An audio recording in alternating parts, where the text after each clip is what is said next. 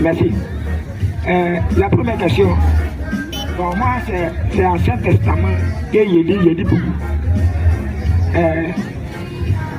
On dit les 10 commandements de Dieu. Les 10 commandements de Dieu. Est-ce que quelqu'un, si tu as pu respecter les 10 commandements de Dieu? C'est la première question. Moi, en tant que toi, pasteur, moi, je te pose. Est-ce que quelqu'un, si tu as pu respecter les 10 commandements de Dieu? La première question. Donc, on va répondre à la question du frère. Frère, c'est une très belle question. Marc chapitre 10, verset 17. Cette question avait déjà été posée. Et cette question a eu sa résolution dans les Saintes Écritures. Parce qu'on entend dire des gens sur la terre ici que personne ne peut respecter les 10 commandements. Que personne ne peut mettre les 10 commandements en pratique. Parce qu'il voit que c'est impossible. Mais si Dieu il a donné, il y a un but pour lequel il a donné cela. Vas-y frère. Marc 10, verset 17. Comme Jésus se mettait en chemin. La Bible a dit comme Jésus se mettait en chemin. Un homme accourut et se jeta à genoux devant lui. Vas-y. Bon maître, lui demanda-t-il. Oui. Que dois-je faire pour hériter la vie? Voici un homme qui vient poser une question très pertinente et très importante au Seigneur Jésus. Il dit, la manière que je vis sur la terre, comment je dois faire, quelles sont les choses que je dois mettre en pratique pour hériter la vie éternelle.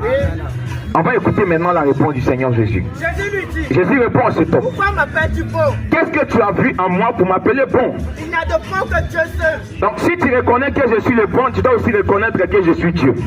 C'est pourquoi tu t'es approché de moi. Oui. Maintenant écoute la réponse que je vais te donner. Vas-y. Tu connais les commandements. Jésus dit automatiquement à cet homme qui est venu pour la vie éternelle. Jésus le ramène aux 10 commandements de Moïse. Jésus lui dit tu connais les commandements. Vas-y. Tu ne commettras point d'adultère. Tu ne commettras point d'adultère. Tu ne tueras point. Tu ne déroberas point. Tu ne diras point de faux témoignages. Tu ne feras tort à personne. Honore ton père et ta mère. Oui. Il répond, ce jeune homme, il répond Jésus. Maître, j'ai observé toutes ces choses. il dit j'ai observé toutes ces choses. J'ai observé toutes ces choses. Donc un homme sur la terre, un homme qui craint, il peut observer tous ces 10 commandements. Voici quelqu'un qui a respecté. Il a respecté tous ces 10 commandements. Mais le problème ici là, est-ce que l'observation des 10 commandements peut te donner la vie éternelle? Les Juifs, quand on les élève, on les applique, on les enseigne les 7 lettres qui vont les amener à être propres au salut. À l'âge de 12 ans, ils deviennent adultes. Donc depuis ce bas âge, on les apprend à observer. C'est pourquoi tu vas voir, on nous parle de docteurs, de rabbins. Donc là-bas en Israël, chaque enfant devait observer tous ces 10 commandements. Parce que c'était une loi que Dieu a donnée à Moïse. Donc ils observaient ces lois. Mais est-ce que ça pouvait les sauver? Donc un homme peut respecter les 10 commandements. Mais écoutons, il dit quoi Jésus? Vas-y. Jésus l'a regardé. Non, il dit, oui. Il répond à Jésus, Maître. J'ai observé toutes ces choses. Donc, tous ces 10 commandements que tu donnes, moi j'ai observé depuis que j'étais petit. C'est pour dire que ce sont les enseignements qu'on donne au bas âge.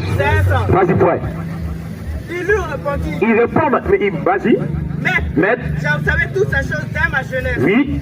Jésus l'ayant regardé. Jésus l'ayant regardé. Et lui dit. Oui. Il te manque une chose. Tu vois, donc Jésus regarde cet homme. La question, c'est-à-dire la réponse qui sera relative à la question que tu m'as posée, il dit, il te manque une chose. Donc la chose qui va te donner la vie éternelle, ce n'est pas l'observation des 10 commandements. Donc,